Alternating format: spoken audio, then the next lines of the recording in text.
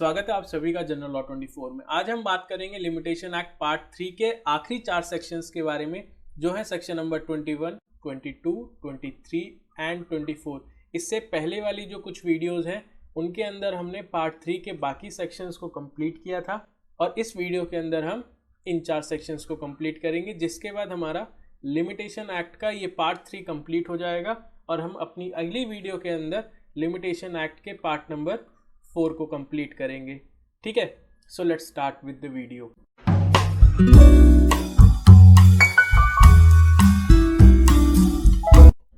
सबसे पहला सेक्शन जिसके बारे में हम बात करेंगे वो है सेक्शन नंबर 21। सेक्शन 21 के अंदर हम जानेंगे कि अगर किसी केस की प्रोसीडिंग के दौरान अगर कोई नया प्लेंटिफ या डिफेंडेंट ऐड किया जाए या सब्स्टिट्यूट किया जाए तो उस केस के लिमिटेशन पीरियड पे क्या इफेक्ट पड़ेगा। तो अब क्या इफेक्ट पड़ेगा उसके बारे में सेक्शन 21 का पहला क्लॉज हमें बताता है कि where after the institution of a suit a new plaintiff or defendant is substituted or added, the suit shall as regard him be deemed to have been instituted when he was so made a party। देखो simple कह रहा है कि एक a person है और एक B person है।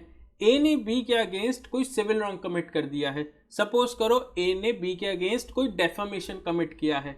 ठीक है, अब ए ने कमिट किया है डेफेमेशन, तो ए तो हो गया डिफेंडेंट और वहीं बी हो जाएगा क्या, प्लेंटिफ।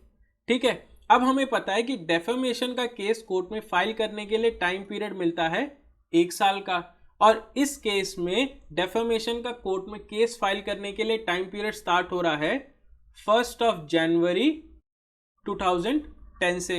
अब 1 जनवरी 2010 से लिमिटेशन पीरियड स्टार्ट हो रहा है, तो एंड होगा कब, 1 जनवरी 2011 के दिन।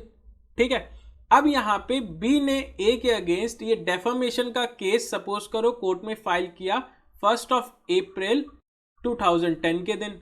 ठीक है, अब कोर्ट में जब केस इंस्टीट्यूट हो गया उसके बाद बी को पता चला कि केवल ए नहीं था जिसने डेफेमेशन कमिट किया है, उसके साथ 2 और लोग थे, एक्स और वाई। इन दोनों ने भी ए के साथ मिलकर डेफेमेशन कमिट किया है। ठीक है, तो अब ये बात बी को इस ड्यूरेशन के दौरान पता चलती है, तो बी कोर्ट में एप्लीकेशन फाइल करके एक्स और वाई को अपने केस के अंदर एज एन डिफेंडेंट ऐड करा सकता है। लेकिन अगर बी को इस बारे में 1 जनवरी 2011 के बाद पता चलता है तो फिर बी एक्स और वाई को एज एन डिफेंडेंट अपने केस में ऐड नहीं करा सकता। ठीक है, सेम इसी तरीके से अगर बी को यह पता चलता है कि ए नहीं था जिसने डेफेमेशन कमिट किया है, वो एक्स और वाई ये दोनों थे जिन्होंने डेफेमेशन कमिट किया है, और ये बात बी को इस ड्यूरेशन के बीच में पता चलता है, तो फिर कोर्ट के अंदर बी एप्लीकेशन फाइल करेगा और उस एप्लीकेशन में बोलेगा कि सर ए को हटाकर उसकी जगह एक्स और वाई इन दोनों को एज एन डिफेंडेंट सब्स्टिट्यूट किया जाए। ठीक है ना, लेकिन फिर वही वाली बात है, इस टाइम पीरियड के बीच में होना चाहिए। 1 जन 2011 के बाद बी को पता चलता है तो फिर वहां पे सब्स्टिट्यूशन नहीं हो पाएगा डिफेंडेंट का। ठीक है, सेम यही डिफेंडेंट का एडिशन और सब्स्टिट्यूशन वाला रूल प्लेंटिफ पे अप्लाई कर दो, क्योंकि वहां पे भी यही सेम रूल अप्लाई होता है। ठीक है, सो आई होप आपको सेक्शन 21 का पहला क्लॉज समझ में आया होगा। उसके बाद सेक्शन 21 का जो पहला क्लॉज है उसका प्रोवाइजो हमसे कहता है where the court is satisfied that the omission to include a new plaintiff or defendant was due to a mistake made in good faith, it may direct that the suit as regard such plaintiff or defendant shall be deemed to have been instituted on any earlier date। देखो simple कह रहा है कि अगर B को 1 जन 2011 के बाद पता चलता है कि केवल ए नहीं था जिसने उसके अगेंस्ट डेफेमेशन कमिट किया, 2 लोग और थे, वो 2 लोग थे एक्स और वाई, तो फिर यहां पे जनरल रूल के हिसाब से तो बी एक्स और वाई को एज एन डिफेंडेंट अपने केस में ऐड नहीं कर सकता। लेकिन प्रोवाइजो के अकॉर्डिंग वो अगर कोर्ट को सेटिस्फाई कर देता है कि उसको 1 जन 2011 के बाद पता चला है कि एक्स और वाई ये 2 भी थे जिन्होंने ए के साथ मिलकर उसके अगेंस्ट डेफेमेशन कमिट किया है, और कोर्ट सेटिस्फाई हो जाता है तो फिर वहां पे बी एक्स और वाई को एज एन डिफेंडेंट अपने केस में ऐड कर सकता है। और हाँ, यहाँ पे बी को ये भी प्रूफ करना होगा कि जो वो एडिशन चाहता है एक्स और वाई का एज एन डिफेंडेंट अपने केस में, ऐसा वो गुड फेथ में कर रहा है। ठीक है, सेम यही चीज आगे भी सब्स्टिट्यूशन में भी अप्लाई कर दो कि अगर बी को स्टेट के बाद पता चलता कि एक्स और वाई ने ही एक्चुअली में डेफेमेशन कमिट किया है, ए ने डेफेमेशन कमिट नहीं किया है, तो नॉर्मल सिचुएशन में वो ए को सब्स्टिट्यूट नहीं कर सकता एक्स और वाई से, लेकिन प्रोवाइजो के अकॉर्डिंगली अगर वो कोर्ट को सेटिस्फाई कर देता है तो फिर वो वहां पे ए की जगह एक्स और वाई को एज एन डिफेंडेंट सब्स्टिट्यूट कर सकता है। ठीक है, अब ये जो दोनों रूल है डिफेंडेंट को ऐड या सब्स्टिट्यूट करने का, वही सेम प्लेंटिफ के ऊपर भी अप्लाई कर दो, क्योंकि प्लेंटिफ को भी इसी तरीके से ऐड या सब्स्टिट्यूट किया जाएगा। ठीक है, सो आई होप आपको क्लॉज नंबर 1 का प्रोवाइजो समझ में आया होगा। देखो, हमें पहला क्लॉज और उसके साथ उसका प्रोवाइजो तो समझ में आ गया, लेकिन वहां पे फिर भी एक क्वेश्चन है कि ये जो एक्स और वाई हैं, इनको ऐड या सब्स्टिट्यूट जो किया जा रहा है, उनकी इन्वॉल्वमेंट इस केस में कौन सी डेट से की जाएगी। यानी कि जिस दिन ओरिजिनली ये केस फाइल किया गया है उस दिन से इनकी इन्वॉल्वमेंट मानी जाएगी केस में, या फिर जिस दिन इनको ऐड या सब्स्टिट्यूट किया गया है उस दिन से इनकी इन्वॉल्वमेंट मानी जाएगी। तो अकॉर्डिंग टू द क्लॉज 1, जिस दिन ओरिजिनली केस फाइल हुआ है यानी 1 अप्रैल 2010 से इन दोनों की इन्वॉल्वमेंट केस में मानी जाएगी। यानी कि इन दोनों को भी केस की पार्टी उसी दिन से माना जाएगा जिस दिन से ओरिजिनली केस कोर्ट में फाइल हुआ है। ठीक है, देखो सेक्शन 21 के पहले क्लॉज में हमने जनरल रूल जाना कि अगर प्लेंटिफ या डिफेंडेंट को ऐड या सब्स्टिट्यूट करना है तो जिस केस में उन्हें ऐड या सब्स्टिट्यूट किया जा रहा है उस केस के लिमिटेशन पीरियड पे क्या फर्क पड़ रहा है। ठीक है, लेकिन उसके बाद सवाल ये उठता है कि क्या हर केस के अंदर सेक्शन 21 का पहला क्लॉज अप्लाई होगा? तो जवाब है नहीं। सेक्शन 21 का सेकंड क्लॉज इसी बारे में हमें बताता है कि कुछ केसेस ऐसे भी हैं जहां पर सेक्शन 21 का पहला क्लॉज अप्लाई नहीं होता। तो इस संदर्भ में सेक्शन 21 का सेकंड क्लॉज हमें कहता है, nothing in subsection 1 shall apply to a case where a party is added or substituted owing to assignment or devolution of any interest during the pendency of a suit, or where a plaintiff is made a defendant or a defendant is made a plaintiff। देखो, section 21 का जो second clause है वो total 3 तरीके के case बताता है जहां पर सेक्शन 21 का पहला क्लॉज अप्लाई नहीं होगा। उन 3 केसेस में से सबसे पहला केस है असाइनमेंट वाला केस, यानी कि जहां पे एक पर्सन अपने राइट किसी दूसरे पर्सन को ट्रांसफर करता है। ठीक है, अब वो किसी भी रूप में अपने राइट्स को ट्रांसफर कर सकता है। फॉर एग्जाम्पल गिफ्ट, जहां पे एक पर्सन अपने प्रॉपर्टी का राइट सामने वाले व्यक्ति को एज एन गिफ्ट ट्रांसफर कर देता है। ठीक है, या फिर हो सकता है किराए के रूप में, यानी कि लीज वाले एग्रीमेंट में, जहां पे लेसर अपनी प्रॉपर्टी के राइट्स पूरे नहीं, एब्सोल्यूट राइट नहीं, लेकिन अपनी प्रॉपर्टी को एंजॉय करने वाले राइट लेसी को ट्रांसफर करता है। ठीक है, तो इन सारे केसेस में जहां पर एक व्यक्ति किसी दूसरे व्यक्ति को अपने राइट ट्रांसफर करता है वहां पर सेक्शन 21 का पहला क्लॉज अप्लाई नहीं होगा। वही जो दूसरा सिचुएशन बताता है क्लॉज नंबर 2, वो है devolution of any interest during the pendency of a suit. देखो, सिंपल कह रहा है यहाँ पे कि जहां किसी पर्सन के लीगल रिप्रेजेंटेटिव उसके बिहाफ पे उसको कोर्ट में रिप्रेजेंट करे तो वहां पे उन सिचुएशंस में क्लॉज नंबर 1 अप्लाई नहीं होता। फॉर एग्जाम्पल, एक एक्स पर्सन है और एक वाई पर्सन है, इन दोनों के बीच में कोर्ट के अंदर कोई केस चल रहा था। अब उस केस में क्या हुआ, इस वाई पर्सन की डेथ हो गई। अब डेथ के बाद इस वाई पर्सन के लीगल रिप्रेजेंटेटिव कोर्ट में वाई को रिप्रेजेंट करेंगे, लेकिन यहां पे इन सिचुएशंस में सेक्शन नंबर 21 का पहला क्लॉज अप्लाई नहीं होगा। ठीक है, वहीं जो तीसरा केस है जहां पर सेक्शन 21 का पहला क्लॉज अप्लाई नहीं होता वो है where a plaintiff is made a defendant और a defendant is made a plaintiff. यानी कि ट्रांसपोजिशन वाले केसेस में भी सेक्शन 21 का पहला क्लॉज अप्लाई नहीं होता। देखो अब सवाल ये उठता है कि इन तीनों केसेस में पहला क्लॉज अप्लाई क्यों नहीं हो रहा।